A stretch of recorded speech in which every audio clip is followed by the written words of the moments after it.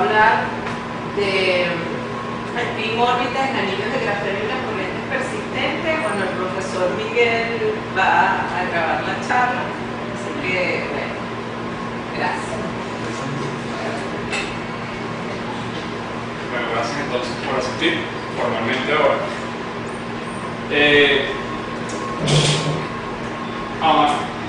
No estoy muy seguro si el título de la charla se entiende bien, en el sentido de que yo no voy a explicar cuál es el origen del efecto spin órbita en anillos de grafeno. Yo voy a utilizar el spin órbita en grafeno y voy a ver cómo se comporta dentro de un anillo, cuyas características ya les voy a decir, y específicamente me voy a fijar en qué ocurre con las corrientes persistentes en ese anillo de grafeno. Y quizás diga un poco de que les diga un poco lo que se trata de una corriente persistente para tocar. Este es un trabajo del año pasado, parte de lo que fue el trabajo del tesis doctoral. Y yo creo que la mejor manera de comenzar esto, para aquellos que no conocen, yo creo que aquí muy pocas personas trabajan con materiales, de los presentes hace poco, hacer un poco el cuento de qué es lo que es el grafeno. Y para empezar con el cuento del grafeno, quiero empezar hablando del auge del grafeno. El grafeno comienza a tener un auge importante ya en los años 2000, a partir del 2004, 2005, realmente hubo un repunte fuerte en cuanto a publicaciones se refiere sobre grafeno. Esto fue simplemente una búsqueda que hice, que está mi nombre, si le hice yo. Esto fue una búsqueda que hice solamente para mostrar que cuando uno hace una búsqueda un poco ingenua y pone solamente grafeno en inglés, no lo intenté en español, uno consigue una cantidad enorme de resultados de publicaciones relacionadas con grafeno, todas, en este caso en materia condensada, específicas, no sobre, no sé, revistas de divulgación, son revistas indexadas, científicas, que hablan sobre grafeno, y es que hay una cantidad de tópicos que tocan el grafeno, ¿no? Son tangenciales, es increíble la variedad de cosas que hay sobre grafeno. Se le llama material milagroso. Desde hace, creo que eso desde el 2010, se le comenzó a llamar material milagroso. Y la cosa fue realmente vertiginosa, ¿no? Es decir, ahorita más adelante vamos a ver, se empieza a hablar de grafeno ya desde los años 50, de los años 40 de hecho.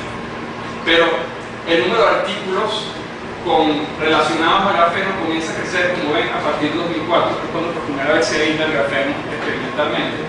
Pero hay trabajos que son trabajos relacionados a los fluorenos, a estructuras de carbono, que es lo que es el grafeno a fin de cuentas, que combaten mucho antes, que se mantienen más estables, pero donde un repunte fuerte fue en los nanotubos, ¿no? Eso está claro. Una cosa vertiginosa realmente sobre nanotubos, pero en este mismo empuje de los nanotubos, cuando aparece el grafeno en la palestra, entonces el grafeno comienza a tomar fuerza. Y bueno, esta curva acá, no lo conseguimos presente, esta curva creció muy rápidamente, ¿sí? Y aquí está algo que es relevante, y yo siempre lo digo, que acaba un poquito de grafeno. A mí lo que más me gustó del grafeno, aunque nosotros lo abordamos desde el punto de vista teórico, es que la parte teórica y la parte experimental van juntas. Se hace mucha teoría sobre grafeno, se hacen muchas teorías, inclusive desde el punto de vista, vamos a decirlo, de teorías más tipo gravedad, teorías tipo relatividad, teorías de campos que se relacionan con grafeno en ciertos límites. Se hace teoría fuerte, digamos, tie binding, se hacen teorías de primeros principios, pero todas siempre vienen acompañadas de experimentos. Los experimentos y la teoría han ido de la mano siempre, como menos hasta ahora, en cuanto a lo que se hace, el trabajo científico que se hace alrededor del grafeno. El grafeno está compuesto, viene del grafito, un poco el nombre uno le da la idea. El grafito, para hablar un poco de él, es algo que se utiliza, es un compuesto que se utiliza, se descubre o se ve que existe desde el siglo XVI. Está se empieza a utilizar para pintar, ¿sí? Yo me hago la idea de alguien consiguió una roca que le manchaba las manos y se dio cuenta de que podía marcar paredes, que podía dejar su marca utilizando este material, ¿no? Pero pasaron un par de siglos antes de que un farmacéutico, Carl Wilhelm, se dio cuenta de que lo compuesto estaba formado de este material negruzco que pintaba y marchaba todo era carbono. Y no fue sino ya hasta finales de 1700 que entonces se le llama por primera vez grafito, para enfatizar justamente eso, que ya desde hacía unos 4 siglos atrás se utilizaba este material para marcar, para hacer rayas, ¿sí? Que es lo que uno bien conoce, todos utilizamos o alguna vez utilizamos lápiz número 2, ¿no? Con el grafito. La historia más reciente ya de lo que es el grafeno es, ya como les decía, la primera vez se hace un estudio teórico, lo hace Wallace en los 40, y él ve el caso límite. El Wallace hace un estudio de grafito, ¿okay? Pero él se fija y dice, bueno, yo tengo unas capas de grafeno, de átomos de carbono arregladas, y él se pregunta qué pasaría si tuviera una única capa. Y es la primera vez que entonces se introduce la idea de un modelo bidimensional de átomos de carbono a partir del grafito. A partir de ahí, bueno, se hacen unos primeros intentos ya por crecer estas capas de grafito, las capas, monocapas de grafito, como se llaman en ese momento, que empiezan a tratar de aislarse. No fue muy exitoso. Después ya en los años 80, desde el punto de vista teórico, se predice que estas monocapas de grafito deben tener ciertos comportamientos particulares cuando uno se está moviendo en ciertos puntos energéticos en la zona de Big Bang. En la primera zona de Big Bang, uno hay unos puntos de simetría bien interesantes donde los portadores de carga se comportan como si tuvieran masa. Esto le da un repunte más o menos local, sobre todo europeo, sobre qué es esto de portadores de carga sin masa. Pero en ese momento estábamos todavía en la época de los transistores, estamos en la época de la electrónica, y todo esto opaca, lo que es un trabajo teórico que, bueno, a fin de cuentas sigue siendo un trabajo teórico. El nombre de grafeno ya se usaba por primera vez a finales de los 80, y nos pasan unos años hasta que Gagin y Novoselov, estando en Manchester, haciendo una cosa que ellos llamaban los experimentos de los viernes, ¿sí? Ellos eran los viernes divertidos de ciencia. Ellos iban los viernes, se reunían en el laboratorio y hacían un experimento, proponían experimentos entre los estudiantes. Entonces estos experimentos eran, vamos a hablar hoy de algo que se me ocurrió que leí en un sitio. Es como una reunión de grupo, pero muy informal. Según el recuerdo que leí, se tomaba una cerveza, estaba muy relajado.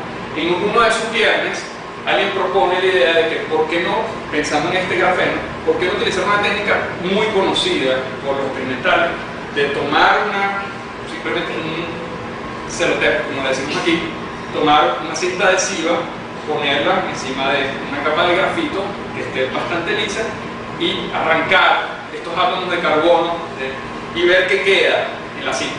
Y vamos a ver qué queda en la cinta. Y lo hicieron y resulta que cuando agarraban y hacían microscopía de lo que tenían ahí, le tenían bastantes zonas, digamos, son monocristales, como dice uno, donde la cosa realmente, aparentemente era una monocapa. Y entonces hacen todo el estudio de la estructura electrónica de eso, todo esto en el 2004. Hacen el estudio de la estructura electrónica, se dan cuenta de lo que llaman el efecto de campo bipolar, se dan cuenta de que ellos pueden hacer un tuneo con un campo eléctrico y entonces sacar huecos o sacar electrones, por todas las cargas electrones, huecos o electrones, simplemente cambiando un poco el campo eléctrico. Entonces daba la idea de que tenían un comportamiento ahí donde el nivel de Fermi estaba, la banda de valencia de la conducción se tocaban muy cerca, una de la otra, está a nivel Fermi. Y ellos publican este trabajo. Luego comienzan a verse otros efectos, y lo ven por primera vez en el 2005, se ve por primera vez el efecto cuántico anómalo. Esto daba señales de que esta idea vieja de que había portadores de carga sin masa estaba por ahí, era algo realmente realizable, ¿sí? Novoselov luego del efecto Hall cuántico a temperatura ambiente, ¿no? Esto fue importante desde el punto de vista experimental. Miden la movilidad de los portadores de carga de grafeno, se dan cuenta que es una movilidad absolutamente increíble, es un 300avo de la velocidad de la luz, es una velocidad muy alta. Y cuando todo desemboca en el 2010, a Gain y a Oander y a Costia les dan el premio Nobel debido al aislamiento y a la caracterización de grafeno 6 años antes. Uno de los premios Nobel que se ha dado más rápido, y este, en particular, es uno de los premios Nobel que se ha dado más joven. Tiene 35 años cuando le dieron el premio Nobel de 2010. Tengo unas anécdotas de todo porque tengo unos compañeros que estaban con él cuando estaba en Francia, en un seminario, en una escuela, y él se enteró, estando en la escuela, de que le habían dado el premio Nobel. Entonces él llegó a la escuela con un invitado más, un investigador que vino de Manchester, es ruso, y cuando se fue a la escuela era un ganador del premio Nobel. Ahora, estoy hablando bastante de la historia del grafeno, pero no he dicho que es el grafeno. El grafeno, entonces, como Pero una pregunta, pero ¿cómo hicieron así? O sea, no fue la de celote, ¿no? Hicieron. Bueno, no, de hecho sí, se hace bien. Hay una técnica, así, no es no, yo sé. Hay una técnica, esa es la técnica del peeling, es una de las técnicas, pero hay otras técnicas más modernas para tratar de crear monocapas. No es fácil crear monocapas. Ese fue el premio Nobel. Bueno, sí, ellos sacaron monocapas y otras no monocapas de Scotch, y de ahí fueron sacaron las muestras para caracterizarlo. Y ahí salió el premio Nobel. Sí, fue con celote. Esa es mi pregunta. Sí, fue con celote.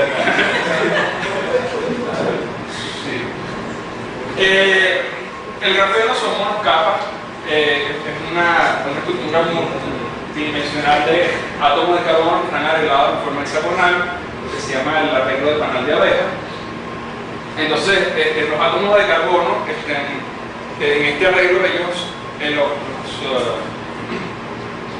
se hibridizan, hay una hibridización ahí de los orbitales, y esta hibridización entonces produce lo que uno llama orbitales tipo SP2, que son unos orbitales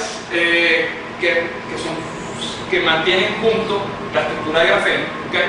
Para decirlo rápidamente, y le dan una rigidez y una estructura desde el punto de vista mecánico importante del grafeno, que es una de las características que tiene el grafeno, de la que no voy a hablar aquí.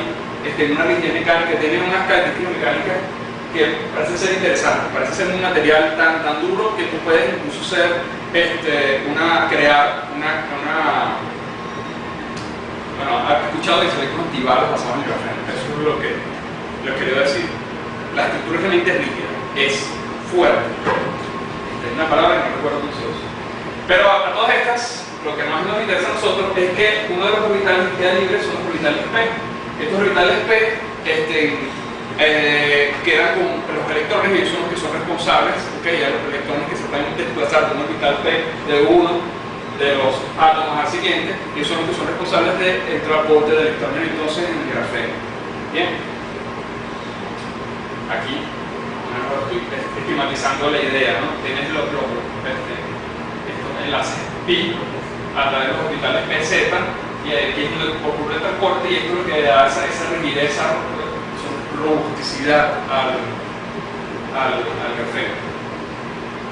Ahora, cuando uno estudia grafeno, uno lo que hace es hacer un análisis desde el punto de vista que originalmente se hace desde el principio, pero uno hace comúnmente en un estudio Taiwan, uno toma cada uno de los átomos de carbono y tiene una red hexagonal. Esta red hexagonal no es una red de Lagrange, porque no es una red que sea periódica, pero esa red hexagonal se puede mirar como si fuera una superposición de dos redes triangulares. Y esto es lo que estoy esquematizando aquí. Tú tienes una red triangular azul y una red triangular amarilla. Cuando tú pones esas redes triangulares, entonces tienes ahora sí una red hexagonal. Esta red triangular sí es una red de periodicidad, y entonces tú puedes utilizar el término de Bloch aquí sin ningún temor. Y cuando tú utilizas, entonces tú puedes definir funciones de Bloch y puedes empezar a trabajar sobre cuál es cómo está el comportamiento de los electrones en grafeno. A estas redes, uno las llama las redes de grafeno y uno las denota A y B. ¿Okay? Entonces, uno toma esto, calcula cómo debe ser la primera zona de Brillouin y se consigue en la primera zona de Brillouin con los puntos de simetría más importantes. La zona de Brillouin, la primera, es también una forma de red hexagonal. Tiene los puntos del borde de la red, que son estos del borde de la primera zona, el punto central, el integrante. Y a nosotros me interesa, como voy a mostrar otros resultados, a nosotros nos interesan estos puntos que están acá. Estos puntos son los puntos de borde de la zona y nos interesan primero porque en esos puntos, esta es la estructura de banda. En estos puntos, estos son estos puntos. Yo voy a decir porque se llama carga prima. Hay la banda de conducción y la banda de valencia, etc. Todo esto estoy hablando de grafeno puro, grafeno sin impureza, grafeno sin curvaturas, sin doblaje, nada. Grafeno ideal, grafeno que es muy difícil tener, pero esto es un approach teórico. Estos puntos, si se fijan aquí, aquí la estructura es cónica, es lineal, a diferencia del resto de la banda. La banda aquí tiene curvas, tiene una función más complicada que no escribir, pero en esos puntos es lineal. El hecho de que sea lineal, entonces nos está diciendo nosotros que aquí hay una relación de dispersión lineal, ¿okay? Bien, que se asemeja mucho a una relación de dispersión para la ecuación de Dirac. Y esta es la idea que estaba detrás de los portadores de carga sin masa, y es algo que escribe en Observador Final en su artículo. En esos puntos, los portadores de carga se comportan como si fueran electrones sin masa. ¿Okay? Y estos son los que llamamos puntos de Dirac. Estos puntos, uno escribe un hamiltoniano efectivo en estos puntos, que se escribe de esta forma. Esto se obtiene a partir de tomar el hamiltoniano Debye-Blanding, que uno lo construye con las funciones de Bloch, y evaluar los puntos de Dirac respectivos. Ahora, para aclarar, ¿por qué tenía esta distinción entre un punto de Dirac K y un punto de Dirac K'? Porque resulta que cuando uno toma esto, que son los vectores del espacio recíproco, no hay manera de trasladarse de un punto de Dirac al que tiene al lado, usando simplemente una traslación con los vectores del espacio recíproco. Es decir, no son equivalentes. Yo no puedo moverme de uno al otro. Yo me puedo mover de este a este con una combinación lineal de estos vectores, pero no de este a este. Entonces estos dos vectores, estos dos puntos son equivalentes. Es decir, que tengo un par de juegos de puntos K y K' que son distintos. Para mí estos tres son iguales y estos tres son iguales, son equivalentes. Y eso se ve aquí en el hamiltoniano. Este TZ que está acá es una matriz de Pauli, es la matriz Z de Pauli, que me dice o está encriptada ahí la información de que estoy o en el punto K o en un punto K'. Para hablar un poquito más de las matrices sigma que están acá son las matrices que llamamos matrices de pseudospin, y esas matrices están relacionadas con el hecho de que yo puedo estar moviéndote entre una subred A y una subred B. ¿Okay? Eso está codificado dentro de esto. Y estas matrices, fíjense que no las llamo ese sigma aquí es pseudospin, creo que eso quiere que es claro. Sigma es pseudospin, no es spin. Si vamos a hablar de spin, vamos a escribir eso. Pero aún así, estas sigmas parecen asemejarse mucho a lo que sería un sistema de dos niveles, un sistema de spin. Bien. Ahora hablemos un poquito en grafeno, cómo ocurre el efecto espinórbital. El espinórbital atómico que nosotros conocemos está relacionado con la presencia de un campo eléctrico externo, ¿sí? Y con el hecho de que tienes un momento lineal y un spin. Y entonces tienes un acoplamiento LS en los átomos. Ahora, en el grafeno, cuando uno toma toma el elemento de matriz de este órbita atómico y lo evalúa en los puntos de Dirac, porque finalmente está interesando los puntos de Dirac, uno tiene este par de términos, básicamente. Este término que está acá es lo que uno llama espinórbita intrínseco del grafeno. Es el espinórbita que que se trata del campo cristalino, si lo queremos ver de esa manera, de grafeno. Es un campo que está sobre la red de grafeno. Bien, es decir, este está acá. Fíjense que las matrices que están apareciendo aquí, esta matriz sigma, que es la del pseudoespín, simplemente me está diciendo, tú tienes sigma z, es decir, estás o en A o estás en B, estás en A o estás en B. ¿Ok? Bien, él está haciendo saltos sobre la lámina de grafeno. En cambio, este término que está acá, que es tipo Rashman, que tiene ahora esta forma aquí, que es la forma de un producto vectorial, entonces nos lleva a pensar, esto parece venir de un espinórbita el orbital, el atómico, perdón. Este sí se refiere ahora a la presencia de un campo eléctrico que es perpendicular, en este caso, para que este término esté aquí, que es perpendicular a la hoja de grafeno. Bien, y entonces me da este tipo de acoplamiento, es justamente el complemento del spin, que en este caso es el que sí denotamos con S, el spin, las matrices de Pauli de spin, y las matrices de Pauli y sigma, que son las de pseudospin. Es decir, aquí nos estamos dando cuenta que las matrices de pseudospin están tomando el lugar de lo que aparecía antes cuando uno hace el cálculo en nuevos atómicos, están tomando el lugar del K, están tomando el lugar del momento. El pseudospin aquí me está hablando de cómo es el movimiento de los portadores de carga. ¿Qué es interesante aquí? Esto es un valor dado. Básicamente viene dado por el campo en dos dimensiones que está sobre el plano de grafeno. Y es un valor fijo, aunque hay formas de cambiarlo por una impureza y otras cosas, ¿no? Pero en el grafeno puro es un valor fijo. Pero este sí lo podemos cambiar. Este lo podemos cambiar porque nosotros podemos poner campo eléctrico y ajustarlo como nos parece. Ahora nosotros tomamos este par de hamiltonianos, lo colocamos en el hamiltoniano de grafeno, que les mostré al principio, y lo que hicimos fue considerar un anillo. Pusimos un anillo porque nosotros teníamos tiempo ya estudiando anillos de Harold Bohm. Simplemente estábamos estudiando el trabajo de Utica en anillos metálicos y nos interesó ver qué pasaba en el caso de tener anillos que no fueran metálicos, semiconductores, que lo hicimos, y vamos a ver qué pasaba con grafeno. Entonces agarramos y escribimos todo este hamiltoniano en coordenadas polares. Ese sería el primer paso que uno daría de manera ingenua, si quiere. Nosotros en la literatura uno observa que el cambio a polares, aunque parece ser trivial, no está bien hecho. Eso es la palabra. No está mal hecho. En al menos 3/4 partes de la literatura se hacen mal el cambio. Y es una sutileza que yo creo que aquí en la escuela de física yo creo que a él se le pasa por algo. Y es que si tú tomas este hamiltoniano, esta es la parte libre nada más del hamiltoniano, y lo escribes en coordenadas polares, no es hermítico. Y no es hermítico desde el punto de vista de que si uno hace el sándwich de este hamiltoniano con un par de funciones de onda y después toma el complejo conjugado de eso y lo transpone, no da un bien. En ese sentido, ¿ok? El sentido más estricto de la definición. ¿Qué hace uno entonces cuando tiene un problema así? Hay varias formas de verlo. Puedes simetrizar el hamiltoniano y ver qué te queda.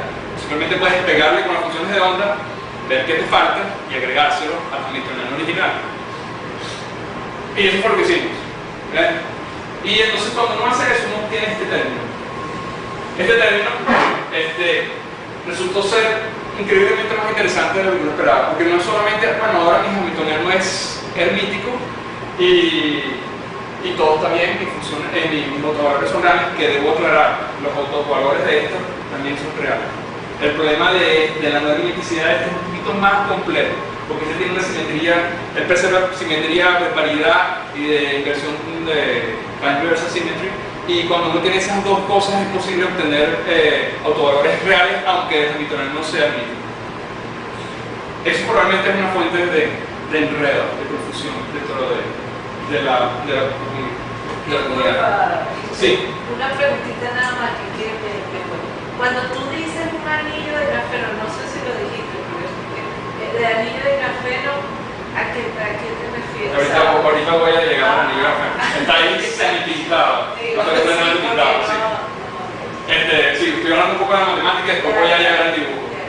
Bueno, la cosa es que entonces uno tiene esto acá y este término que está aquí resulta que se comporta dentro de la dinámica del electrón, de la cinemática del electrón, perdón, se comporta como si fuera una conexión de spin dentro de este hamiltoniano lineal que es tan sencillo. Bien, no solo eso, es decir, este hamiltoniano que está acá, él no conmuta con momento angular.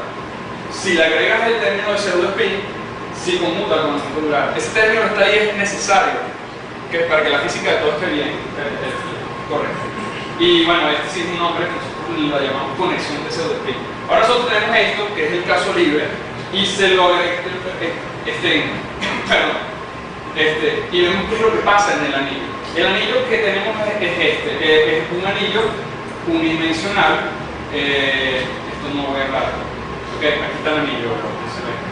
El anillo es unidimensional porque el hamiltoniano que estamos considerando unidimensional, pero para poder considerar un anillo dimensional lo que hicimos fue, bueno, tenemos un anillo, esto se llama un anillo corvino, tiene un ancho finito, ¿okay? Y uno se fija que entonces básicamente lo que tienes que hacer es fijarte que acá tú tienes unos canales permitidos es decir, tú tienes cuantización y entonces te quedas en uno de los canales cuantizados que tienes y estudias ese canal y te das cuenta también de que para ciertos valores de acoplamiento esos canales que son las energías permitidas, vamos a decir que nos quedamos en esta roja que está acá, no se acoplan con los canales que son transversales para ciertos valores del acoplamiento. Eso nos permite entonces trabajar con este anillo unidimensional únicamente y saber que si lo que queremos es conocer el comportamiento en otros lugares del anillo, solo tenemos que movernos a diferentes niveles de energía, un poquito más lejos o más cercano. Aquí tengo el esquema, entonces el campo eléctrico es perpendicular, tengo el K radial, el K angular, el radio del anillo unidimensional que tenemos, y también estamos atravesando el anillo con un campo magnético, un flujo de campo magnético. ¿Sí? Y la energía ahí está en el anillo, digamos, es que viéndolo así como ese que está ahí en la energía. No, ese es el campo eléctrico. Ah, un campo eléctrico. El campo eléctrico que es el que vamos a usar para que exista un complemento espinórbito del tipo Rafa, que es el segundo que les mostré. Bueno, uno tiene esto y muchos pasos más adelante uno calcula, uno diagonaliza el hamiltoniano y obtiene la estructura ¿sí? de los niveles de energía. Cuando tienes los niveles de energía, entonces nos obtuvimos esto. Hay cosas particulares. Primero, aquí se ve, este es el caso libre del anillo. Aquí se ve que hay es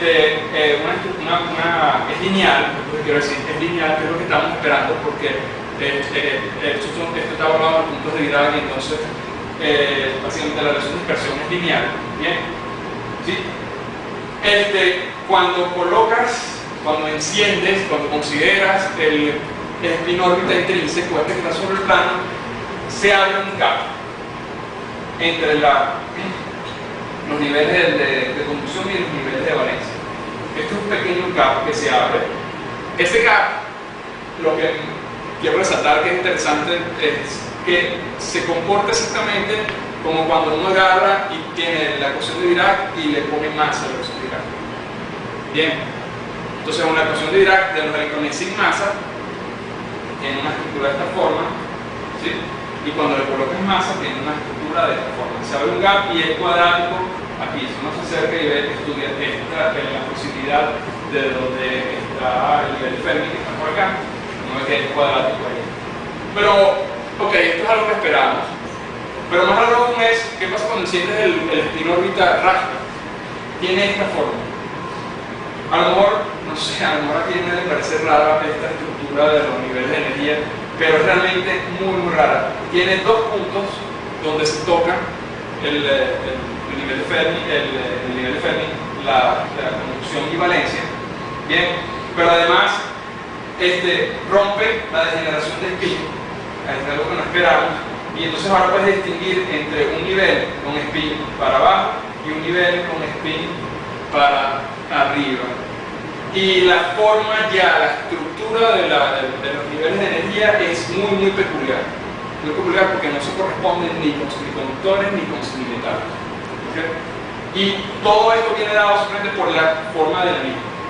tú tienes periodicidad y tienes que agregar el pseudoespín, el conocido pseudoespín, y terminas obteniendo de esta forma. Hay un trabajo que hicieron, también teórico, donde lo que hicieron fue colocar una hoja de grafeno y entonces arrojaban luz polarizada, circularmente polarizada sobre la hoja de grafeno y entonces estudiaban las excitaciones de grafeno y veían cómo era la estructura de los niveles de energía y obtenían algo similar a él. Así que es evidencia de que sí, todo esto viene simplemente de que tenemos un anillo y tenemos la periodicidad. Bien. Ahora, el siguiente paso que dimos fue, bueno, vamos a ver qué pasa con las corrientes persistentes en el anillo. Una corriente persistente, para resumir, es una corriente que ocurre en sistemas cuánticos a unas temperaturas y que son corrientes que están en el equilibrio termodinámico. ¿Bien? Sí, que el origen de estas corrientes es únicamente cuántico. Uno calcula la corriente utilizando teoría de respuesta lineal, y es básicamente la derivada de la energía, de estos niveles de energía con respecto al flujo magnético que estamos atravesando. Entonces lo que estoy mostrándoles aquí es, estos puntos que están acá son los valores, los puntos permitidos, digamos, los valores de energía permitidos en el anillo, y acá estoy viendo cuáles serían las correspondientes niveles de energía ahora graficados con respecto al flujo. ¿Por qué estoy haciendo esta gráfica que está acá? Porque bueno, yo quiero hacer esta derivada y quiero que se vea gráficamente que esta derivada. Es decir, esta derivada va a ser simplemente tomar con cuidado acá las derivadas de estas curvas, ¿sí? Y tomar solo los niveles que estén más cercanos al nivel de Fermi, que son los niveles que están ocupados. Entonces si tomo la derivada acá, llego a este punto y después derivo hacia acá. Bien. Y además adicionalmente agrego efectos de temperatura, simplemente incluyendo la función de Fermi dentro de la definición de la corriente. Cuando uno hace esto, para ambos casos, para el caso del espinol intrínseco y el espinol racional, uno tiene estas gráficas. Aquí es lo que esperamos. Si uno se está moviendo, como les mostraba a lo largo de una de las curvas, y él va creciendo, y de repente nos pusimos con este pico, y cuando, bueno, el pico era así, pero cuando vemos aquí en el pico, bueno, en ese pico de la derivada está definida, bueno, entonces tenemos un salto en la pendiente y tenemos otra vez. Y esto no es algo nuevo ni novedoso, es lo que uno espera de una corriente persistente. Lo que es interesante, o algo que similar ocurre con rayos, es cuando vemos los efectos de temperatura. Los efectos de temperatura uno espera siempre que las corrientes persistentes, por ser corrientes en equilibrio térmico, se empiecen a degradar cuando uno empieza a aumentar la temperatura. Pero resulta que los efectos de la espinolita sobre esta degradación son interesantes porque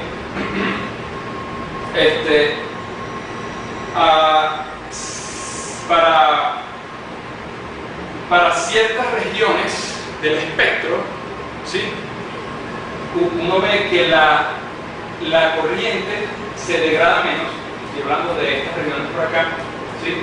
Se degrada menos, ven cómo va disminuyendo con temperatura, ¿no? Se degrada menos que para otras regiones del espectro. Para estas regiones se degrada más, va de temperatura igual a 0, vamos subiendo hasta 0.22 Kelvin, y aquí se degrada menos. ¿Bien? Es más dramático aún para el caso cuando tenemos plasma.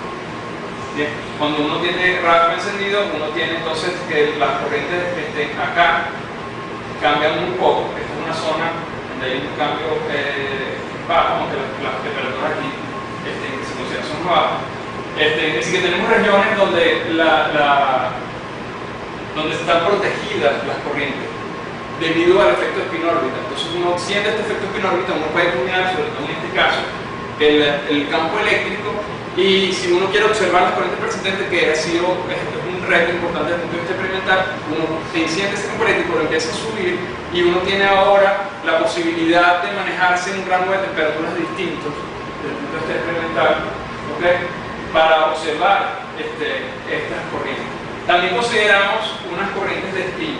Estas realmente corrientes de spin vistas desde el sistema digamos, desde el punto de vista del sistema donde el spin órbita es diagonal. Por eso lo denoto delta y no lo denoto sigma. Ahí simplemente es un cambio de base que hay que hacer, y esta es la forma desde el punto de vista analítico. Todo esto es analítico, aquí no hay nada numérico. Esta es la punta de vista analítico, lo más fácil de hacer. Aquí es dramático para mí.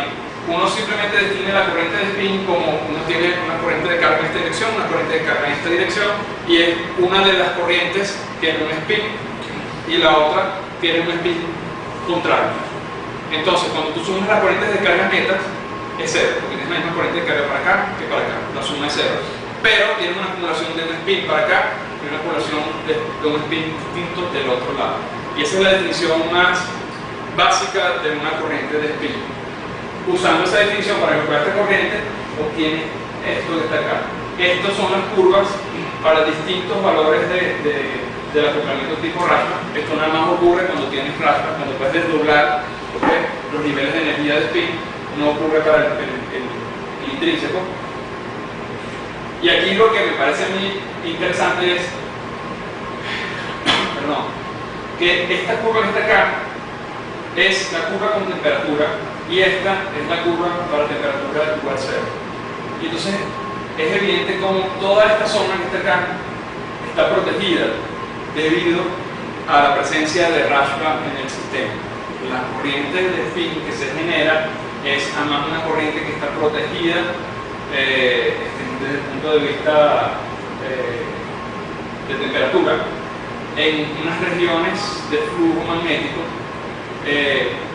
y básicamente no se mueven. Bueno, aquí está claro, ¿no? Los cambios son solamente a partir de acá, es que hay una diferencia drástica entre cada una de las curvas. No tengo que hablar del resumen. El resumen es,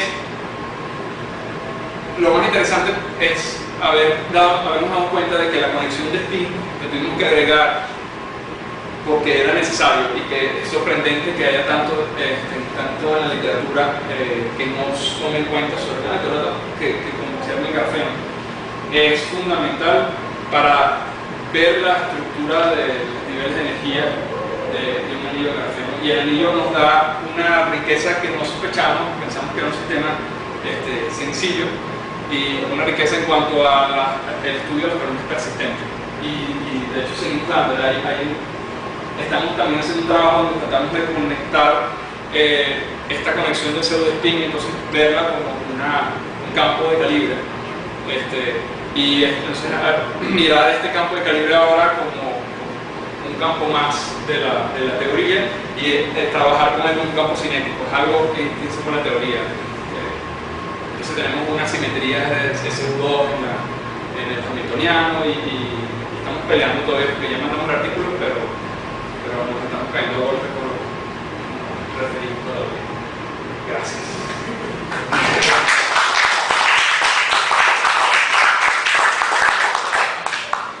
Si hay alguna pregunta o algún comentario.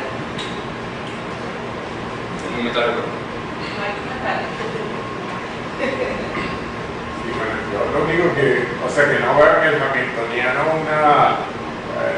algo que me haga un poco entender lo que es la interacción electromagnética, ¿no? O sea, para interpretar como si fuese una corriente o lo que tú decías, la interacción spin-órbita. Mejor aclararte que tratar, que no lo quieres llamar, lo llamas, pero no.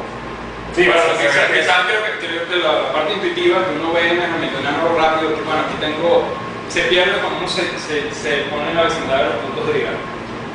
Uno ya no lo ve tan evidente. Entonces hay que entender, supongo que es la parte más complicada, entender qué es lo que significa estas matrices sigma de pseudo-spin, porque ellas son las que dan la cinemática del problema al final. Cuando uno entiende eso, entonces es un poquito más claro, con solo mirar el hamiltoniano, qué es lo que está ocurriendo. Claro, pero esa es la parte que no se ve tan clara, pero bueno, se ve que es turbulento. Está empezando.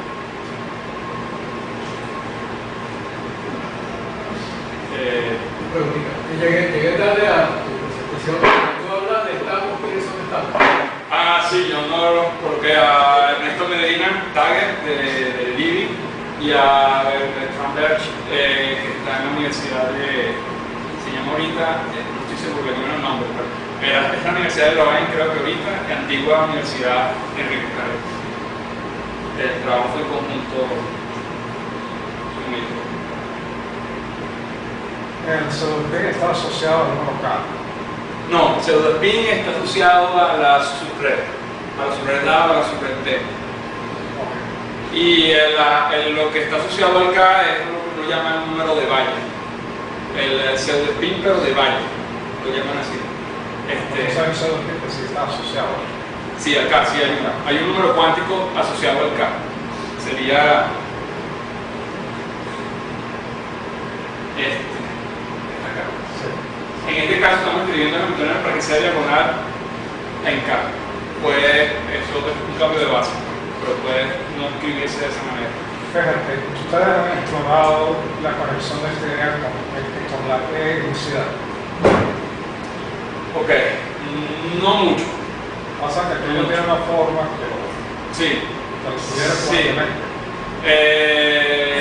En la literatura hay cosas, pero nosotros no lo hemos hecho. Es decir, uno define helicidad de la misma manera que lo define siempre, pero lo define, hasta donde yo lo he visto, para el caso de este pseudospin. Digamos, aquí yo escribí algo, creo, ¿no? Esto lo escribí, este es el valor medio del pseudospin en el anillo.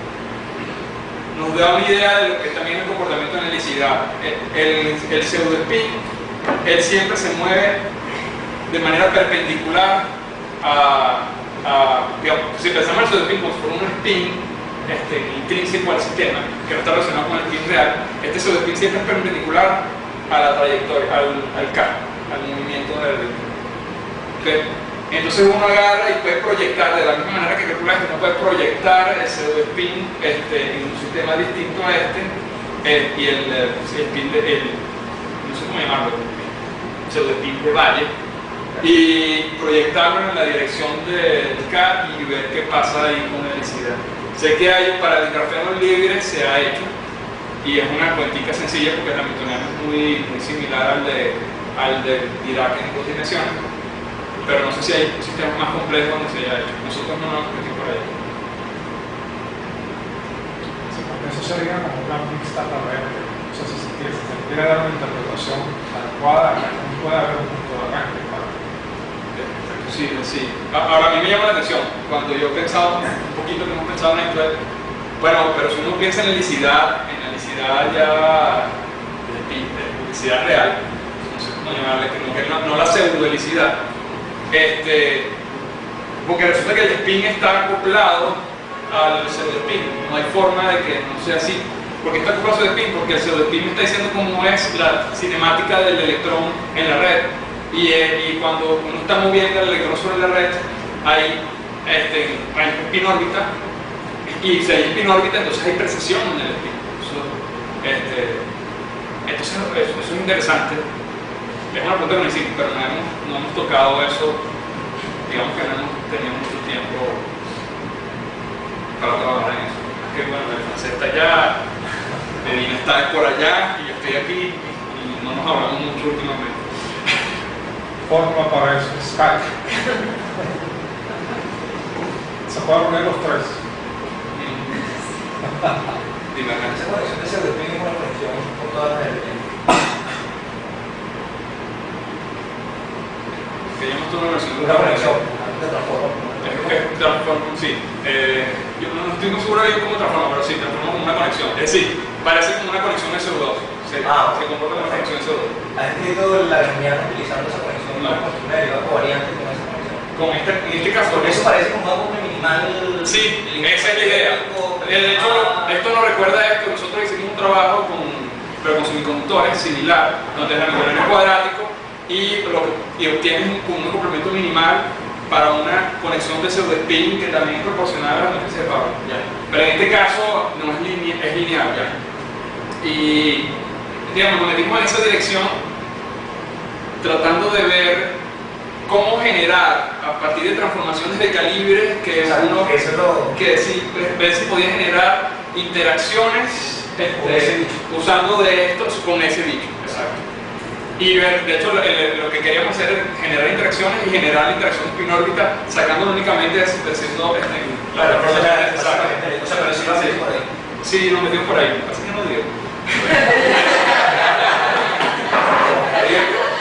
Nos dio una cosa interesante, porque nos da algo que parece ser un poco más rico, pero no convence. No convence, y ese es el que estamos peleando. Pero se ve interesante.